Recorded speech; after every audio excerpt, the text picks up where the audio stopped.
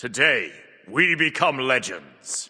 Alright boys, 10.4 update notes are out. We're going to be reviewing all the balance changes to gods and items and some small gameplay changes as well in this video. And then there'll be a video coming out shortly after this one where I'll be reviewing Ishtar's kit. They haven't actually shown it on the patch notes because I'm recording this very early at the moment. But basically once they've shown that on the patch notes and I've got full, how it works and I can show clips and stuff, I'll be putting out a video on the Ishtar ability reveal as well, so be sure to subscribe for that one.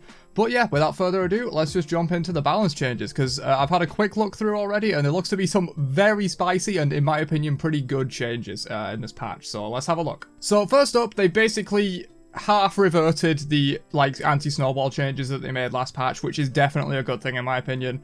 They were way too ridiculous, combined with the anti-snowball kill changes as well as the new camp that gives you extra gold if you're behind. It felt kind of hard to take a lead.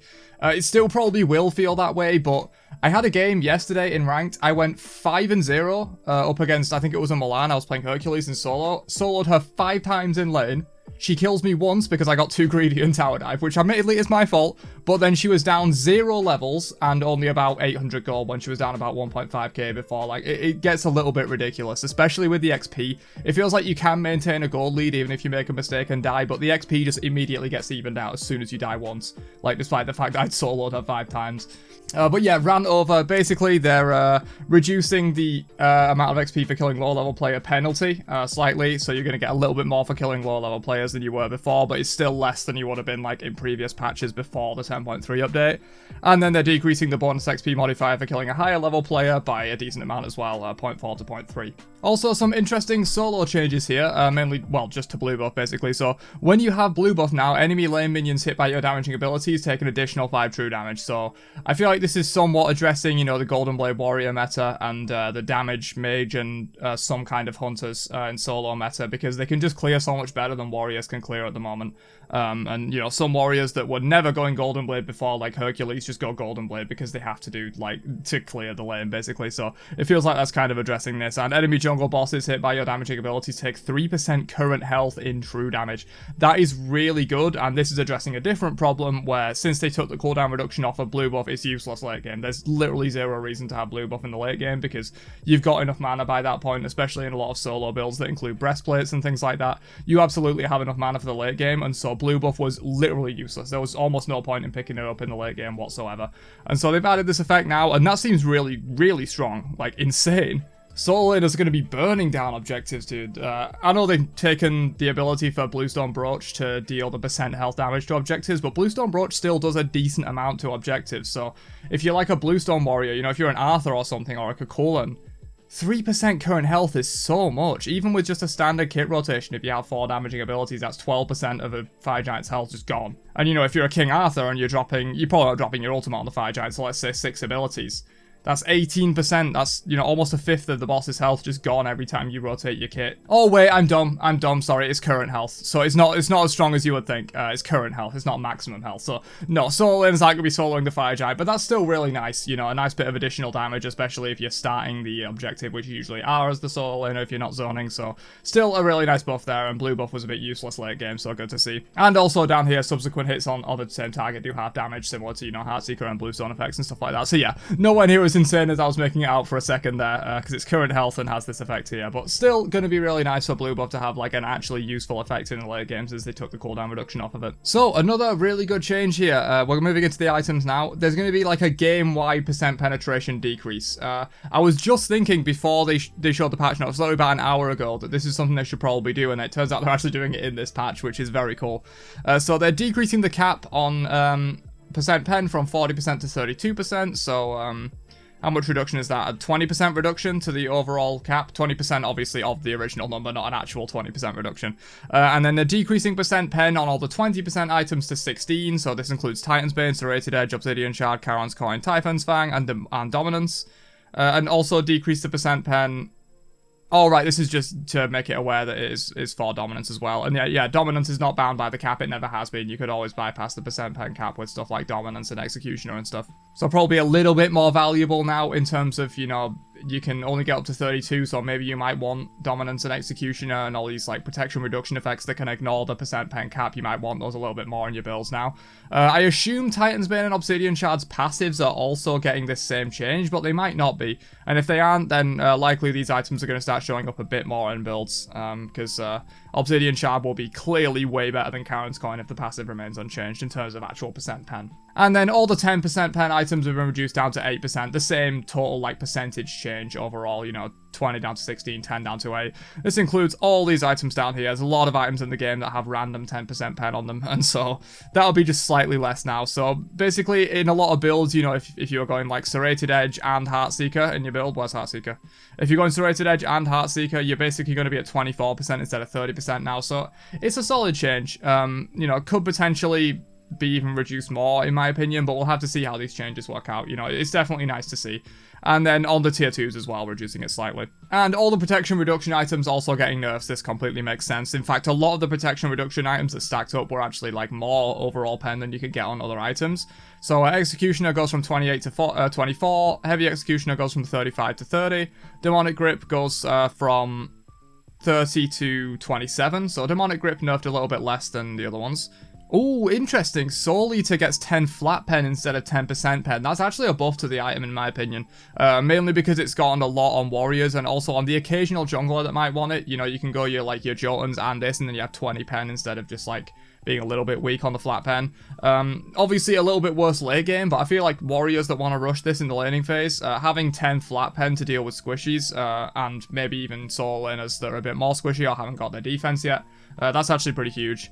Atalanta's Bow also removed the 10% pen and added 10 flat pen, so not as good in hunter builds anymore for Atalanta's Bow, but maybe you could see it a little bit more on auto-attacking assassins as a rush. You know, maybe Kali and Bakasura, maybe they like to rush this item now because it has 10 flat pen on it, really good for the early game. The stats are pretty efficient on this item as well. Probably pretty good for auto-attacking junglers now. So apparently they missed a few lifesteal and self-healing items from 10.3, so they're basically just nerfing these down. Serrated Edge decreased the lifesteal to 10%, increased the physical power to compensate, and then basically the same thing on the passive. Mail of Renewal, cost decrease, but reduction to the heal. Jotun's Vigor, decreased lifesteal but increased movement speed, and Stone of Gaia decreases the healing on the trigger and the passive healing but decreased the internal cooldown pretty massively. That's actually an interesting change. These ones are just like, it's whatever, they're basically non factors, but this is pretty good. That's a significant reduction to the like passive effect there, and it's actually more than half the cooldown for still more than half the healing. So actually overall, if you're getting consistently hit by knockups in fights, this is going to be actually slightly better. We don't just have some key DPS nerfs in this update, we also have some various tank buffs, especially for warriors. Rejoice, boys! They're finally listening, kind of. I mean, they listened at the start of Season 10 and then immediately ruined everything, so hopefully they don't just revert these changes 2 patches later and buff all the DPS again, because that's what they usually do. But Tainted Steel increased the healing reduction and increased the healing from the passive to 120% of the healing prevented. Same change on Tainted Amulet. This is huge, dude. This could be really strong into certain solo laners. Especially a lot of squishies like going tainted, but just in general, you know, against a tier, maybe against a Herc, against any of the like big healing solo laners, this is going to be really, really efficient in the early game now. It's going to be hard to fight into, I feel like. Blessed Scepter gets a 50 gold cost reduction, so you can actually get a decent amount of potions with it now. That's nice. Tainted Amulet is listed again. Okay. Round Shield, slightly more prots. For I suppose if you want to like do a rush of one of the shield items in lane, mainly for the Berserker Shield. You don't usually rush Glad Shield since they remove the power from it. Decrease the cost and increase the health of Glad Shield. Archdruid's Fury, decrease cost slightly and increase the passive trigger damage. Could be a little bit better now. This item did take a couple of major nerfs after Year 10 launch though, with the damage reduction, which probably has been mostly reverted by this, I would think, but it's the fact that it doesn't do true damage anymore is like really huge. So Archdruid's Fury and Glad buffs, they're okay, I guess. It's not really going to change too much. Yeah, I'm going to be honest, these tank buffs don't really do much. Tainted Steel's probably been really good now, but that doesn't really buff tanks necessarily. It's mainly for like the solo lane laning phase. But the DPS nerfs with the percent pen and stuff are very good. Just I feel like these tank buffs are a little bit unimpactful. Bloodforge nerf makes sense. Taking 10 power off of it it's basically become the rush for a lot of hunters since they added attack speed to it. You know, no one's going Assy anymore. No one's really going Devos either. People are just going Bloodforge. So maybe 10 power off of this swings things slightly back towards Assy. They also buffed Devos in a recent patch as well, so maybe you can try Devos again. It's got 15 flat pen on it when it's evolved now, which is quite good. Although Hunters seem to be dominating the discussion, Mages are still dominating the stats. I disagree. I don't think Hunters are dominating the discussion. A lot of people like to complain about them, but I've always said that the reason tanks don't survive nowadays is because Mages and Assassins can shred them, as well as Hunters being able to shred them. You know, back in the day, it was just Hunters could shred tanks. But Mages and Assassins had a bit of trouble with it. There wasn't as much percent pen and true damage around and stuff like that. And defense was just generally better. So it's really been a problem that those two classes can now shred tanks when they really couldn't in the past. But they're nerfing Book of Thoth and Tablet again, dude. I don't think this was necessary. We've already seen that, like, everyone's starting to rush Doom Orb and Spear of Desolation now instead of going for a Book of Thoth build. I think it's still perfectly viable on the current patch to do this style of thing, especially if you're a really good tablet user like Merlin or Tiamat or something. But yeah, we've basically seen a shift away from stacking at the moment. People are going for the really efficient Spear of Deso flat pen rush for, like, early game prowess, or they're going Doom Orb. So I feel like they're a little bit behind on the changes here. This isn't really seen anymore, and I don't think these nerfs were necessary. I mean, I'm happy to see the tablet nerf, I guess. It still does do a ridiculous amount, but this is barely above where it was at its introduction now, and Book of Thoth is worse. So basically, you know, with these two items in your build, Tablet is probably just hitting for the same amount it was at launch when people thought it was really weak. I think it was a bit underrated at launch, but yeah, still... Major nerfs for these. Don't build Book of Thoth and Tablet anymore, I don't think. Maybe on Merlin, maybe, but I don't think you should be going this build path anymore. It already wasn't probably the meta, but now these things are kind of just dead. I think you should just go Spear of Deso or Doom Orb, depending on what you like, and if you want the movement speed on like your Hebos and your Morrigans and stuff, maybe your Vulcans. But moving on to some god changes, first up we have Aphro nerfs. I don't think anyone was expecting there wouldn't be Aphro nerfs, it's just a matter of severity. You know, how many tier 5 skins do they want to sell before they nerf this? So, the premier hero of 10.3 has put up a clearly powerful performance. The goddess had a huge amount of shifts that changed her core playstyle, but clearly those shifts resulted in a more powerful Aphrodite. You don't say. We are nerfing this goddess in a variety of ways across the kit. Our goals for her are unchanged. We want Aphro to remain a viable support or even solo. I'm kind of okay with this, they've just got to make it so it's not completely ridiculous like it is right now. We want to keep her utility high but keep her healing in check. Her cooldowns were simply too fast to allow for counterplay. Absolutely, that buff to Lovebirds was insane. And the buffs she was providing allies were too intense. These changes should have a big impact on the goddess, but as usual, if more are needed, we'll be closely watching and prepared to act. Yeah, okay. So decrease the protections given to her soulmate from 20 to 15, and decrease the movement speed from 8 up to 20, 6 up to 14. I think the protections could have gone down to 10, to be honest. I think that would be completely reasonable. That's still giving, like, 30-something if you're at the cap to your ally, which is still really good. That's, like, an entire 2 aura items or an entire prophetic cloak fully stacked that you're just giving to them for free for an ability that already does a lot of other things for you. You know, the jealousy, the movement speed, the stun, the mana regen. This ability just does a lot, and I feel like this could go down to 10%, but still a good nerf, I suppose. Lovebirds increase cooldown by 2 seconds, basically to offset the cooldown reduction from the effect, and also reducing the effect from 0.25 to 0.2, so instead of 1.5 seconds, it's going to be 1.2, I think, is what that changes. And then decrease the base healing per tick ever so slightly as well. Not heavy-handed enough, in my opinion. They do say they'll be watching closely and prepared to act and stuff, so maybe, like, in a bonus update, she could potentially take some more nerfs. I feel like the jealousy damage buff either should have been nerfed or removed, and this should have gone down more to probably about 10%. Potentially... Nah, I was going to say maybe they should remove the cooldown reduction for allies on this because it is causing big problems, but I think it's a cool mechanic. I like the idea that you can, like, reduce your allies' cooldowns if you're pocketing them and stuff. It's quite cool. But maybe they should have gone down to, like, 0.15 instead of 0.2 or something, because some assassins, when they're at 40% cooldown, their abilities have, like, 6 to 8 second cooldowns, and taking 1.5 seconds off of them is just a bit ridiculous. But, yeah, I think could have been nerfed more, but it's a start. It's a start. At least they're nerfing her a bit. Guan base healing reduced, that's fine, he's a pretty prominent solo laner right now, so it makes sense, and they obviously got the theme of reducing healing in 10.3. Shifter of Seasons, Autumn Decay will now only reduce Fizz procs, not both types. That's fine, I guess, but they've also reduced the debuff substantially. 10 flat pen at level 1. I did not know it was that strong. Maybe that's why Sonos has such good lane pressure, man. You just hit him with one of these, and then it's like you have a full flat pen item, basically. Yeah, completely makes sense to nerf that down. That's a lot of pen already, so. Ishtar nerf, decrease the bonus damage from strike shots. to even less early game. Oh, dude, they're gutting it. How much was this before? Was it like 12 or something? Maybe 15? They've absolutely gutted this. I mean, rightfully so. It's completely insane that she can just get those AoE autos for like 6 seconds, however long it is. Gives her insane lane pressure, so I'm happy to see it, but I did not expect them to go this far with nerfing this ability. But it is one of the core issues with Ishtar and why she's so strong, fundamentally, is that she can have those AoE autos, so I do like to see that nerf, for sure. Chak buff, increased base damage on the axe by 10 at all ranks, and enemy gods within the area of effective rain dance now have their power reduced by 10% for the duration. Interesting, so they're going to be attacking 25/50% slower depending on if you use the axe, and also having their power reduced. Yeah, Chak looking a lot more like a bruiser right now. But of course, this ability got majorly nerfed with the taking the scaling off of it. The whole reason like Chak was like even decent was because of how ridiculous this heal was when you built like full damage or near full damage. So we'll have to see. I just don't feel like Chak really works that well as like a full tank. He works better as a bruiser or a full damage basically. Camazot makes sense to get some buffs here. He took the brunt of the healing nerfs, I would say. He was one of the worst hit by the healing nerfs in 10.3. Enemy gods hit by this effect are now revealed to Camazot's entire team instead of just him for 15 seconds. Okay, that's really insane.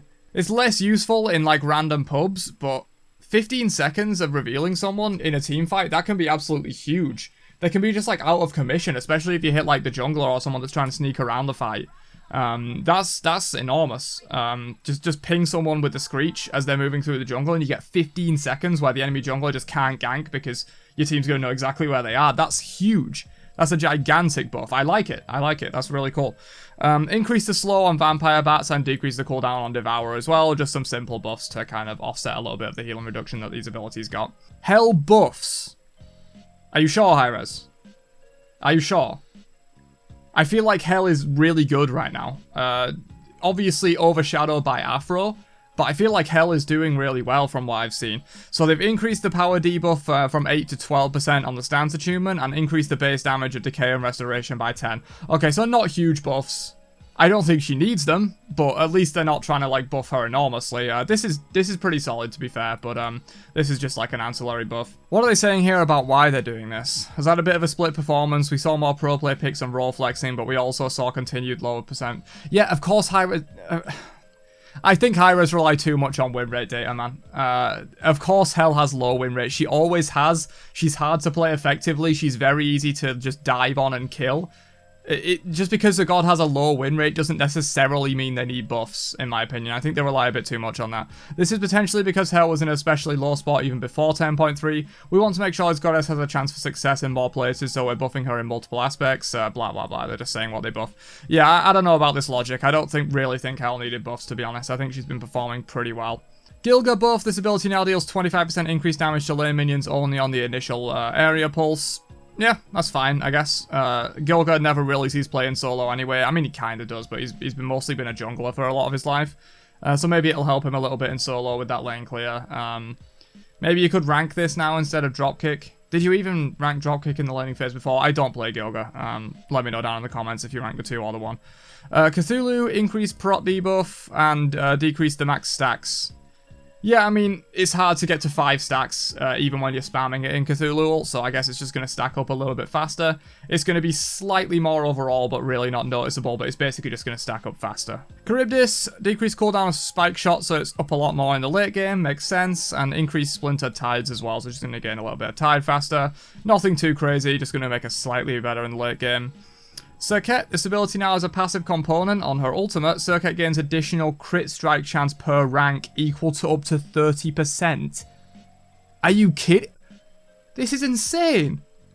I mean, Circuit does need some solid buffs. I'll give him that. At least they're not targeting a god, you know, like Hell, that doesn't need the buffs and giving them buffs. But this is absolutely crazy, dude. 30% free crit. So what, you go Rage and DB, or maybe even Bladed Boomerang, but probably not. I think you want Rage on Circuit, not Bladed Boomerang. So you go Rage DB, and that's 75 in 2 items. Yeah, 75% in 2 items. So you have 100% crit chance just from going Rage DB, and then you have Starter and 3 other flex slots for whatever you want in your build. That's going to be so good. You could even just go DB and try and rely on the 60% crit. Yeah, that's crazy. Circuit, be prepared to see a ton more of her. It's a cool idea. I really like the idea, don't get me wrong. I think it's nice that because she has built-in crit, in her 1, it's nice to give her some way to like amplify that without necessarily having to commit to 3 crit items in your build, because then you might be lacking a bit on other jungler stats that you need, like movement speed and pen and stuff. So cool idea, but I think it's going to be really crazy. I'm actually kind of excited to see this. I was a little bit skeptical at the start, but Circuit's been underperforming for a long time. It's a cool idea. I think maybe it should cap out at 25. Not that it would really make a difference with the Rage and DB situation, but maybe it might get nerfed at some point. But I like the idea. That's pretty cool. That's a pretty huge buff. Going to be very impactful. And Janus, quote. I agree. This ability now has a passive component. So they're adding a lot of these, it seems. Janus gains additional % pen per rank. Ooh. So they nerfed all the % pen and gave Janus 16% free % pen. This will count as item power and contribute towards the cap. Okay, that's fine. Probably should do that.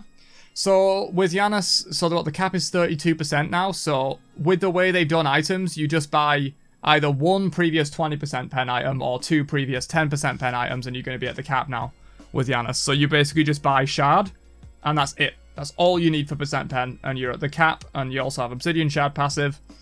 That's going to be pretty huge. Janus maybe a little bit more able to deal with tanks. I like this idea, though. I do like this idea that they add like little passive components to the ultimate to kind of synergize with their kit. And, you know, Janus isn't exactly a super top performer, so I guess I'm okay with this. Really cool changes, in my opinion. Overall, good patch. Good patch. I would rate this like 8 out of 10. The hell buffs are a bit confusing to me. I would have liked to see more Aphro nerfs. But there's some really cool buffs here that actually will like change playstyles a little bit and are really cool, rather than just here's 10 extra damage on things. This also makes no sense to me. This has been out of the meta for a solid few weeks. It seems like they're just a little bit behind on what's going on with the current meta for mages.